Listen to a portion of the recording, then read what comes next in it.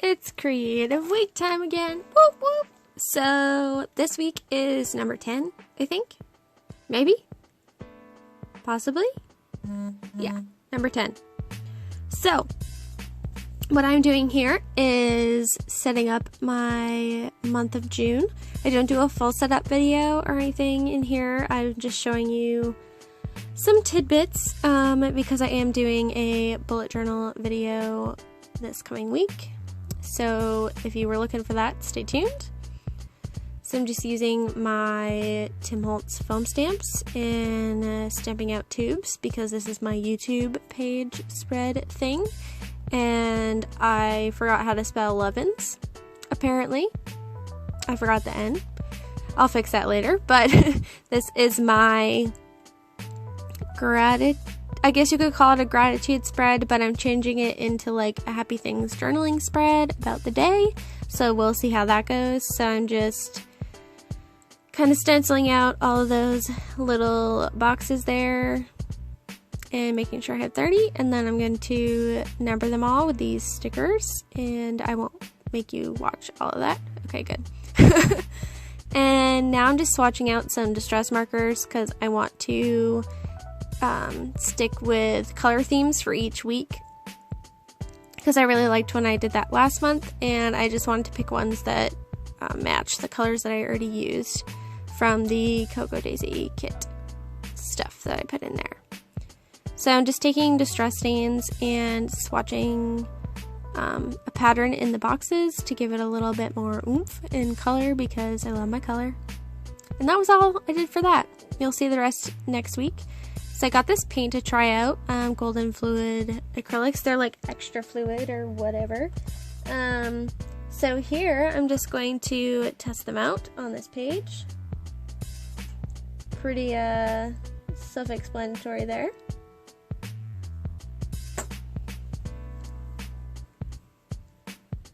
And I got these two colors because, one, I loved both the colors, but two, I knew it would make a really cool color if I mixed them together. So here I have this clear tar gel and I never use it, and I have no idea what it's for because I'm not a professional. So I just decided to mix it with some paint and see what it did. And it made it really glossy and almost plasticky. It was interesting. And I decided to use it as a matte medium there apparently and stick that little inferment piece down. And I bought the the Magic Wand pencils that match the colors of the Jane Davenport watercolor palette, which is the reason I got them. I already have colored pencils, but I love her colors. So I bought the set with a coupon. And I'm just sketching out one of my tag girls, I guess you could call them, since that seems to be what I do lately, is draw girls on tags, and I just wanted to test the colored pencils out, so I just go to town coloring her in, pretty much. I added some of that blue paint that you saw me use just before that to kind of spice up her dress and the background. I really did like these pencils. I don't really use the colored pencil that I have, even though I should, but because I like these colors so much, I have been using them more and more, and it's inspiring me to break the other ones out. So if a purchase can make me use something I already have, then I'm pretty happy about that. It might be a little backwards thinking, but oh well. So I'm just adding some of the watercolor from the Jane Davenport watercolor set, and as you can see, it kind of mixed in beautifully. I'm also using her sketch pen. Incredible pen. There we go. And I just keep layering stuff on there. I don't have a lot of patience, so I have a hard time creating images with depth because I just want the image to be done. I have figured this out. It's not that I can't create a realistic looking face, it's that I don't have the patience to layer enough to make it look like that. So I'm working on it, and the colored pencils make me go back and put on another layer for some reason. So we're getting there, guys, we're getting there. And I think I am just about done with her. I'm just adding some white Signo highlights and more shading. I like doing the tag girls because it forces me to do a small drawing, whereas if you give me a whole piece of paper, I will fill the whole piece of paper with her head. Like, no joke.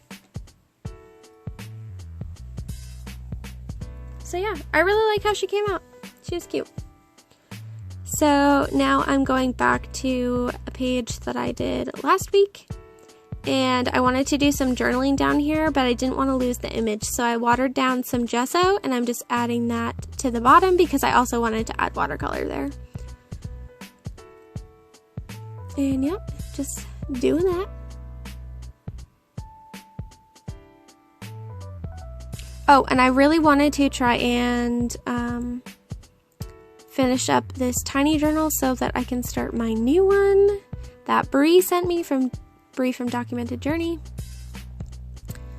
Oh, here I'm going back to that June spread, and I just rotate between things while things dry. That's why this is randomly back in there. So I just drew a little doodly border around June.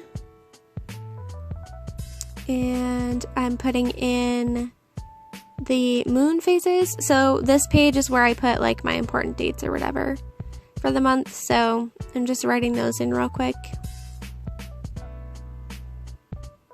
So yeah, that's one of my tips. If you work on things randomly like I do, if I stop like and wait for something to dry, then I lose steam and I won't go back to creating once it's dry. I have to keep moving. So I hated that hello, but I'll cover it up after. But yeah, so just work on something else. So here, so we have a really old cat, and he's so happy, but he's so old and he has some problems cleaning his back sometimes. So one of our dogs will go and she'll lick all up his back, and I tried to get a picture of it, but this was the best I could do. But it still reminds me of that, and it's so funny because when she's done licking his fur and cleaning it, it sticks up like a little mohawk down his back. It's just so cute. I couldn't get the picture I wanted, but it's enough to remind me. So this is me just putting a bunch of Daniel Smith onto this page. I wanted to make a watercolor background for some writing that I'm going to do. So I'm just layering up that green and the navy blue. And I did throw some Jiminy Cricket from Jane Davenport in there as well.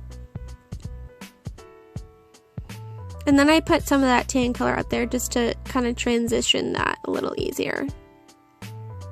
Here we go, working on something else. It wasn't dry yet, so I figured I would help it.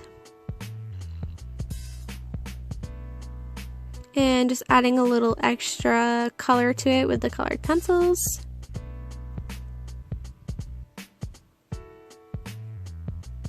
Oh, and then I'm using this stencil to create a title. I believe it says Sun, Books, and Journals, because that's what I love to do when it's finally warm outside. I lay out in the sun with a good book and my journal and go to town until I just have lost too much water, and then I come in. So yeah, just doing that. Sorry that my head's in the shot like 500 times.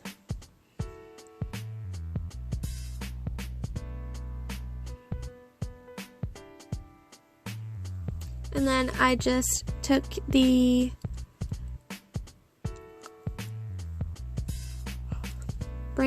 the white pen, there we go, and journal around it. And I added some mermaid marker to darken up around it so that the quote, what I wrote, would pop a little more. And I'm just using the Incredible pen to doodle some circles on there. Like I said in a previous episode of my creative week, I'm trying to work on my doodling to fill my pages up, so we're getting there, guys, slowly and steady. And then of course, I'm obsessed with borders, so I had to put a border. And that page is done. Finally. Let's see. What else am I going to do? Oh, I finally found the perfect thing to put here. It's been so long that I've been trying to fill that spot, and I couldn't figure it out. There's this little guy, and he says, resist, resist. And for those of you that aren't aware, that is a page about how much I want an A5 Sojourner in the Americana with the pocket. But they're really expensive.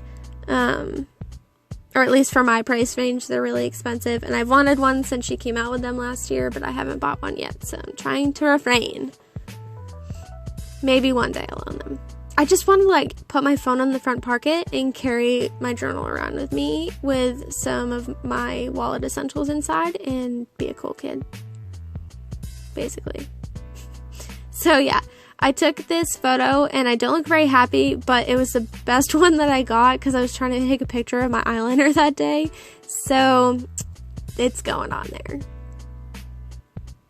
So I'm not sad. I was just like concentrating on trying to get that shot. So I backed it on this library card, this vintage library card. And then I washi that to the page right here. After I help it dry some more.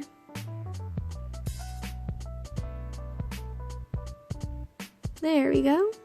I'm going to be really sad when that butterfly washi is all gone. I really love that. Oh, and things don't like to stick on top of gesso, so I had to help it.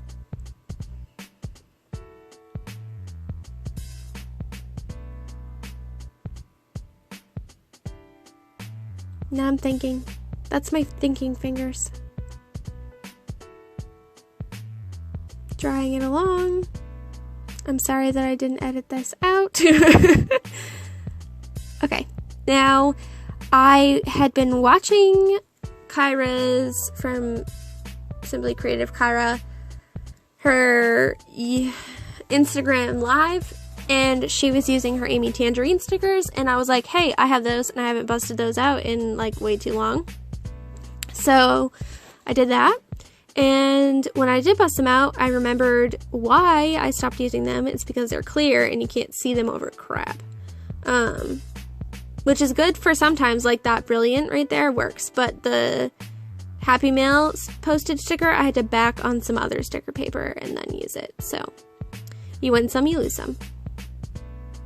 Apparently I never stuck that down. I was just dating that tag that I had clipped there. Drinking coffee.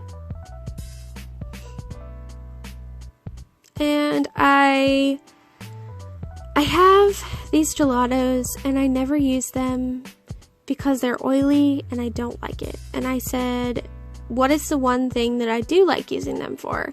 And that's to color gesso. So I told myself, if I don't use them in the next few months to color gesso several times, then I have to pass them on. So we all know I should just get rid of them now, but I had to, at least try, make an effort to use them again. So here I am just coloring some gesso. I have no idea what I'm going to do with this. Oh, I had written on that page and I was trying to lightly cover it up so you could still see the writing, and I totally failed and I completely covered it up. But yeah. So now I just have a pink and purple gessoed page that I don't know what to do with. So if you have any suggestions, leave it in the comments below. I could really use some. So this is my F-It journal where I just put whatever in there, like literally anything goes in there. I don't think there's any finished pages in it. It's just I test products in it and I use up extra stuff, and maybe one day it will be pretty, but right now it's not. And I'm okay with it.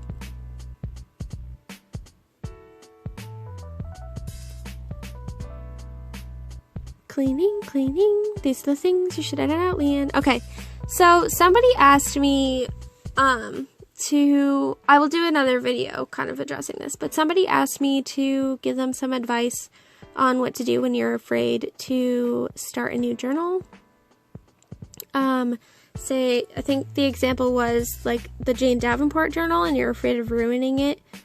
And my advice is, hey, it's just paper. Like, you can always get another one and you can cover it up. So this is me making a giant mess in black ink to prove that you can cover things up.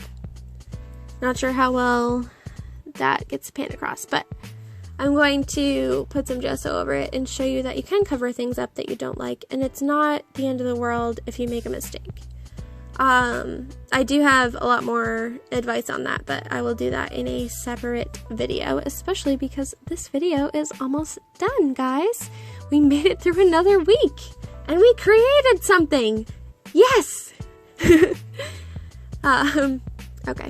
got a little excited there. So I'm just putting a border here. Yep, super exciting.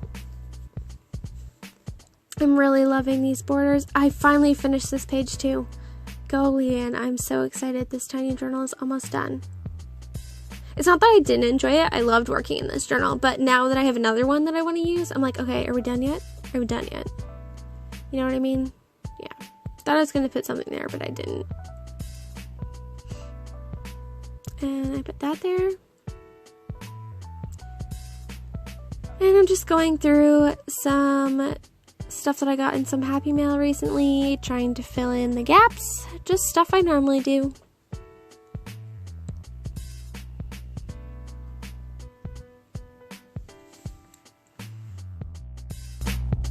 And that is it for this episode, guys. Thank you so much for stopping by. I hope you have an amazing creative week.